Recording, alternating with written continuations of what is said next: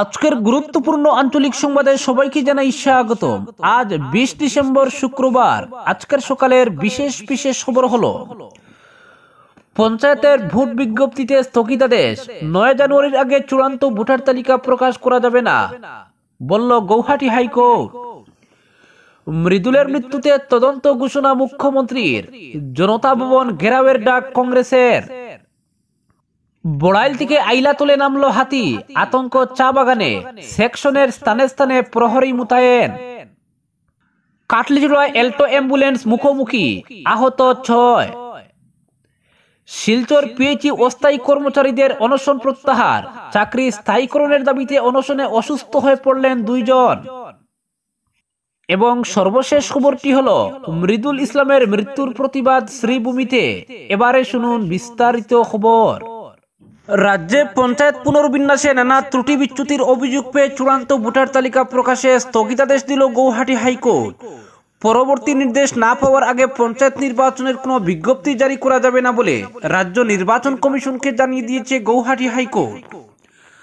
সম্প্রতি সুনাই সহ রাজ্যের বেশ কিছু এলাকার জনগণ পঞ্চায়েত পুনর্বিন্যাসের বিরুদ্ধে নানা অসঙ্গতির অভিযোগ তুলে গৌহাটি হাইকোর্টের দ্বারস্থ হয়েছিলেন। ও গৌহাটি হাইকোর্ট তাদের রায়ে বলেছে, আগামী 9 জানুয়ারির আগে পঞ্চায়েতের কোনো ভোটার তালিকা প্রকাশ করা যাবে না। উল্লেখ্য, সুনাই সহ বিভিন্ন এলাকার জনগণ অভিযোগ করেছেন, পঞ্চায়েতে এক ধর্মীয় গোষ্ঠীর জনসংখ্যা বাড়িয়ে অন্য পঞ্চায়েতে কম মানুষ নিয়ে রাজনৈতিকভাবে ধর্মীয় মেরুকরণের প্রচেষ্টা চালানো হয়েছে। এটা কোনোভাবেই মেনে নেওয়া যায় না। এই অসঙ্গতি দূর করে সঠিকভাবে পঞ্চায়েত পুনর্বিন্যাস করার জন্য তারা আদালতে আবেদন পেশ করেছেন। হাইকোর্ট তাদের আবেদনের যথার্থতা স্বীকার করে এ ব্যাপারে সরকারি দৃষ্টিভঙ্গি জানার জন্য নোটিশ পাঠিয়েছে। দেখা গেছে, পঞ্চায়েত পুনর্বিন্যাসে ব্যাপকভাবে অসঙ্গতির অভিযোগ উঠেছে গোটা রাজ্যেই। এক একটি পঞ্চায়েতের সীমানা চূড়ান্ত করতে গিয়ে এক এলাকার মানুষকে কাটছাঁট করে অন্য এলাকায় অন্তর্ভুক্ত করা হয়েছে।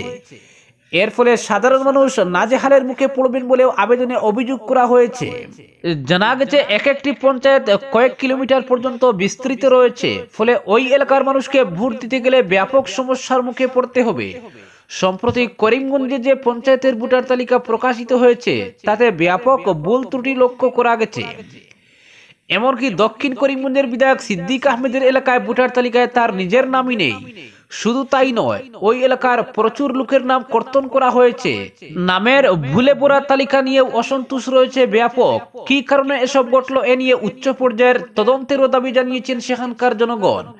মামলাটি হাইকোর্টে আবেদনকারীর হয়ে সওয়াল করেন বর্ষিয়ান আইনজীবী হাফিজ রশিদ আহমেদ চৌধুরী। অপরদিকে রাজভবন চলো অভিযানে পুলিশের খাদানে গ্যাস প্রয়োগের ফলে কংগ্রেস কর্মী মৃদুল ইসলামের মৃত্যুর ঘটনার তদন্ত ঘোষণা করলেন মুখ্যমন্ত্রী হিমন্ত বিশ্ব শর্মা। বৃহস্পতিবার মুখ্যমন্ত্রী এক্স হ্যান্ডেলে এই তদন্তের নির্দেশ দেন। এদিকে দলীয় নেতা মৃদুল ইসলামের মৃত্যুর ঘটনার বিচার বিভাগীয় তদন্ত ঘোষণা করা না হলে জনতা ভবন ঘেরাও করবে কংগ্রেস। বৃহস্পতিবার বখর সোনতলীতে মৃদুল ইসলামের জানাজায় উপস্থিত হয়ে এই হুঙ্কার ছুড়েছেন প্রদেশ কংগ্রেস সভাপতি ভূপেন বোরা। এরই মধ্যে জানা গেছে, মুখ্যমন্ত্রীর নির্দেশ অনুযায়ী পুলিশ এই ঘটনা একটি এফআইআর নথিভুক্ত করবে। প্রসঙ্গত, আদানি কাণ্ড, মণিপুরের হিংসা ও স্মার্ট মিটারের বিরুদ্ধে বুধবার রাজভবন চলো অভিযানে নামে কংগ্রেস। কিন্তু পুলিশ আন্দোলনকারীদের দমাতে খাদানে গ্যাস প্রয়োগ করে। এর ফলে একাধিক কংগ্রেস নেতা কর্মী ছাড়াও সাংবাদিকরা গুরুতর অসুস্থ হয়ে পড়েছিলেন। অভিযোগ, প্রদেশ কংগ্রেস লিগ্যাল সেলের সম্পাদক তথা আইনজীবী মৃদুল ইসলাম পুলিশের খাদানে গ্যাস নিক্ষেপের ফলে প্রাণ হারান। মুখ্যমন্ত্রী শর্মা বলেন, বুধবার কংগ্রেসের রাজভবন চলো অভিযানকে কেন্দ্র করে যে বিশৃঙ্খল পরিস্থিতির সৃষ্টি হয়েছে, এ নিয়ে এজাহার দায়ের করে পুলিশকে তদন্ত করতে হবে। সেই সঙ্গে ঘটনার ভিডিও ফুটেজ পরীক্ষা করে দেখারও নির্দেশ দিয়েছেন তিনি। পাশাপাশি মুখ্যমন্ত্রী বলেন, রাজভবন চত্বরে কোনো আন্দোলন প্রতিবাদের অনুমতি নেই। কংগ্রেস প্রতিবাদকারীদের জড়ো করে রাজভবনে প্রবেশের চেষ্টা চালায়। এবার থেকে রাজভবন চত্বরে কোনো আন্দোলন প্রতিবাদ করা যাবে না বলেও জানিয়ে দেন মুখ্যমন্ত্রী। এদিকে বৃহস্পতিবার বখর সোনতলীতে কংগ্রেস নেতার জানাজা অনুষ্ঠিত হয়। জানাজায় অংশ নেন প্রদেশ কংগ্রেস সভাপতি ভূপেন বোরা, কার্যকরী সভাপতি জাকির হোসেন সিকদার সহ দলীয় বিধায়ক রকিবউদ্দিন, নন্দিতা দাস প্রমুখ। এদিন জানাজার পর সয়গাঁও রাজীব ভবনে কংগ্রেস নেতা মৃদুল ইসলামের মৃত্যুর ঘটনার বিচার বিভাগীয় তদন্তের দাবিতে এক প্রতিবাদী সভার আয়োজন করা হয়। এই সভায় উপস্থিত হয়ে প্রদেশ কংগ্রেস সভাপতি ভূপেন বোরা হুঙ্কার ছুড়েন, হিমন্ত আদানির স্মার্ট মিটারের লুণ্ঠনের প্রতিবাদ করতে গিয়ে পুলিশের বর্বর আচরণের বলি হয়েছেন মৃদুল ইসলাম। বিজেপি সরকারের দুর্নীতি ভ্রষ্টাচারের বিরুদ্ধে আন্দোলনে শহীদ হন মৃদুল ইসলাম। তিনি বলেন, বিজেপি সরকার দুর্নীতির বিরুদ্ধে চলা আন্দোলন দমাতে একই স্থানে 3টি কাঁদানে গ্যাস নিক্ষেপ করে মৃদুল ইসলামকে পরিকল্পিতভাবে হত্যা করেছে তারা। মৃদুলের মৃত্যুর ঘটনার বিচার বিভাগীয় তদন্ত ঘোষণা করা না হলে কংগ্রেস জনতা ভবন ঘেরাও করবে। এর ফলে যে কোনো পরিস্থিতির জন্য দায়ী থাকবে সরকার। এদিকে মৃদুল ইসলামের মৃত্যুর জন্য মুখ্যমন্ত্রীকে তার পত্নীর কাছে ক্ষমা প্রার্থনার দাবি করেন ভূপেন বোরা। অন্যদিকে কংগ্রেসের রাজভবন চলো অভিযানে কংগ্রেস নেতার মৃত্যুর ঘটনার পর সিটি পুলিশ কমিশনার দিগন্ত বোরা প্রতিক্রিয়া প্রকাশ করে বলেছিলেন, কংগ্রেসের রাজভবন চলো অভিযানের জন্য কোনো অনুমতি চায়নি, পুলিশও কোনো অনুমতি দেয়নি। পুলিশ পরিস্থিতি নিয়ন্ত্রণে কাঁদানে গ্যাস নিক্ষেপ করে তাতে কোনো আন্দোলনকারী আহত হননি।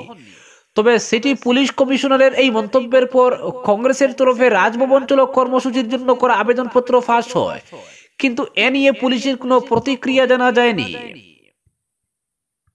অপরদিকে কাটলিজোড়ায় এল্টো অ্যাম্বুলেন্সে মুখোমুখি, আহত 6। এল্টো অ্যাম্বুলেন্স মুখোমুখি ধাক্কায় 6 জন আহত হয়েছেন। দুর্ঘটনাটি ঘটেছে বৃহস্পতিবার বিকেলে কাটলিজোড়া থানার অধীন কার্তিকখোড়ায় 6 নম্বর জাতীয় সড়কে। আহত ব্যক্তিরা হলেন এল্টো চালক বিধান নমশূদ্র, সারমিউল হক বাবুল নমশূদ্র, অ্যাম্বুলেন্সের রোগী উমা নায়েক, বাবুলাল নায়েক, সরস্বতী নায়েক। তাদের হাইলাকান্দি এসকেরায় সিভিল হাসপাতালে পাঠানো হয়। গুরুতর আহত বিধান নমশূদ্রকে শিলচর মেডিকেল কলেজ হাসপাতালে স্থানান্তর করা হয়েছে। জানা গেছে, অ্যাম্বুলেন্স নিয়ে শিলচর মেডিকেল থেকে রিলিজ নিয়ে উমা নায়েককে মণিপুর বাগানের বাড়িতে যাচ্ছিলেন পরিবারের লোকরা। গালমুড়া থেকে রাতাবাড়ি অভিমুখে আসা রাবার সিট বুঝাই অল্টোর সঙ্গে কার্তিকখোড়ায় সংঘর্ষ হয়। দুর্ঘটনার খবর পেয়ে ওসি এমপি দাওলা গুপু ঘটনাস্থলে পৌঁছে আহতদের উদ্ধার করে কাটলিজোড়া প্রাথমিক স্বাস্থ্য কেন্দ্রে পাঠান। AS10BC 5006 নম্বরের এল্টো ও RAS11CC 3390 নম্বরের ইকোভ্যান অ্যাম্বুলেন্স বাজেয়াপ্ত করে থানায় নিয়ে যান।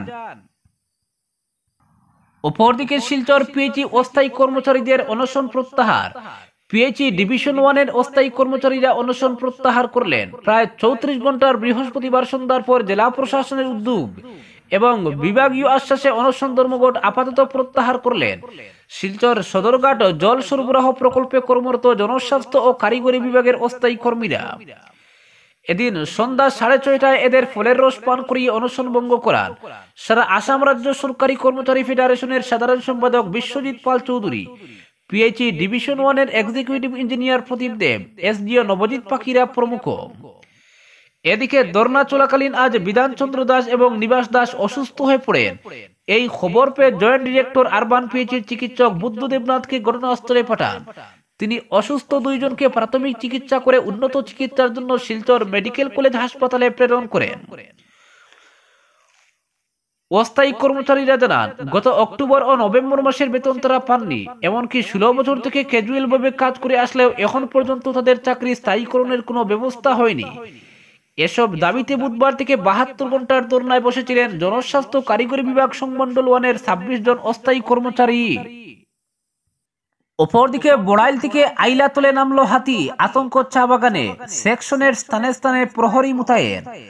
বড়াইল পাহাড়ের ভেতর থেকে বৃহস্পতিবার বুড়ে কালাইনের পার্শ্ববর্তী কুরকুরি চা বাগানের ফাড়ি আইলাতলে একটি হাতি আচমকা নেমে আসায় পুরো এলাকায় ব্যাপক আতঙ্কের সৃষ্টি হয়েছে।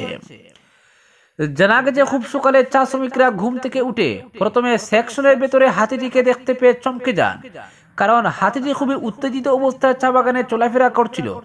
প্রথমে এলাকাবাসী ওখান থেকে পালিয়ে গেলেও পরে মুখে মুখে খবর পেয়ে অনেক মানুষ আইলাতল সেকশনে ভিড় জমান।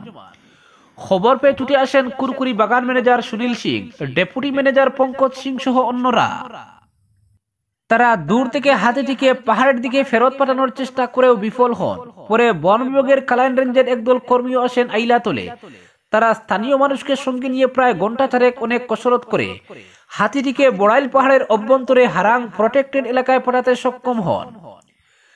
কালাইনের রেঞ্জার JM দাস সন্ধ্যা এই প্রতিবেদককে জানান, এই হাতিটিকে গত 1-1.5 বছর থেকে বড়াইলের ভেতরের বিভিন্ন এলাকায় দেখা যাচ্ছিল। রেঞ্জার দাস বলেন, হাতিটির মতিগতি দেখে বোঝা যায় এটি বুনো হাতি নয়, হিংস্র প্রকৃতিরও নয়, ব্যক্তি মালিকানাধীন হাতিও হতে পারে এটি। তবে এ ব্যাপারে বিস্তারিত তথ্য সংগ্রহ করা হচ্ছে বলে জানান তিনি। অন্যদিকে কুরকুরি চা বাগানের ডেপুটি ম্যানেজার পঙ্কজ সিং জানিয়েছেন, হাতিটিকে সেকশন থেকে কিছুটা দূরে সরিয়ে দেওয়া হলেও এটি যে ফের লোকালয়ে ফিরে আসবে না তার কোনো গ্যারান্টি নেই। তাই রাতের বেলা আইলাতল সেকশনের বিভিন্ন জায়গায় প্রহরী মোতায়েন করা হয়েছে। তবে পরিস্থিতি কোন দিকে গোলাবে তা বোঝা যাবে আজ। ফলে বৃহস্পতিবার সারা রাত আইলাতল সহ আশপাশ এলাকার মানুষকে না ঘুমিয়েই রাত কাটাতে হয়েছে বলে ধারণা করা হচ্ছে। অপরদিকে রাজভবন ঘেরাও কর্মসূচিতে গিয়ে যুবক কংগ্রেস নেতা মৃদুল ইসলামের মৃত্যুর ঘটনায় বৃহস্পতিবার পথে নেমে প্রতিবাদ জানিয়েছে যুবক কংগ্রেস ও এনএসইউআই। এদিন মুখ্যমন্ত্রী হিমন্ত বিশ্ব শর্মার কুশপুতুলও পুড়িয়েছেন তারা। আদানিকাণ্ড, মণিপুরের হিংসা ও স্মার্ট মিটারের বিরুদ্ধে বুধবার রাজভবন চলো অভিযানে নামে কংগ্রেস। তখন পুলিশ আন্দোলনকারীদের দমাতে খাদানে গ্যাস প্রয়োগ করে। পুলিশের চুলা খাদানে গ্যাসের কারণে দলীয় যুবনেতা তথা আইনজীবী মৃদুল ইসলামের মৃত্যু হয়েছে বলে দাবি করছে কংগ্রেস। ঘটনাটি নিয়ে দিল্লি থেকে ফোনে খবর নিয়েছেন কংগ্রেসের কেন্দ্রীয় সভাপতি মল্লিকার্জুন খাড়গে। বৃহস্পতিবার ঘটনার প্রতিবাদ জানানো হয়েছে শ্রীভূমিতে। এদিন যুবক কংগ্রেস ও এনএসইউআই একযোগে বুধবারের ঘটনার প্রতিবাদ জানায়। তবে এই প্রতিবাদ কর্মসূচিতে কংগ্রেসের দৈন্যদশা ফুটে উঠেছে। দুটি সংগঠন একসঙ্গে আন্দোলন করলেও 10 জন সদস্য জড়ো করতে পারেনি।